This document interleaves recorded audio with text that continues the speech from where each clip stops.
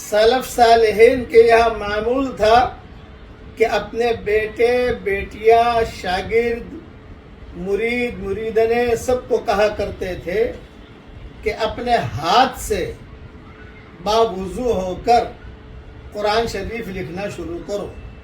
روزانہ ایک ایک آیت لکھواتے تھے صرف، اور کہتے تھے کہ دیکھو یہ برکت کی چیز ہے، رزق میں بھی برکت ہوگی، تمہارے کام بھی اللہ بنائے گا، رشتے بھی ہو جائیں گے. چنانچہ الحمدللہ بہت جلدی رشتے بھی ہو جاتے تھے، کام بھی بنتے تھے. پھر جب بچی رخصت ہوتی تھی تو یہی قرآن اس کو دے دیتے تھے جہیز میں، اور کہتے تھے کہ بیٹا جب بچ گیا ہے وہ آگے اپنے گھر جا کر تم پورا کر لینا.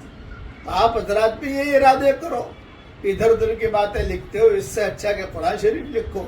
لیکن ایک شرط ہے، عربی میں لکھیو، انگریزی میں نہیں، فرینچ میں نہیں، گجراتی میں نہیں، ہندی میں نہیں، میمنی گال میں نہیں، جاپانی زبان میں نہیں، عربی میں اس کو سیکھو. اور دل میں یہ آئے گا کہ مولوی صاحب تو پورا ہوگا. اب ٹینشن نہ لو، دور ہے منزل مقصود مگر ہے تو صحیح، دور ہے منزل مقصود مگر ہے تو صحیح.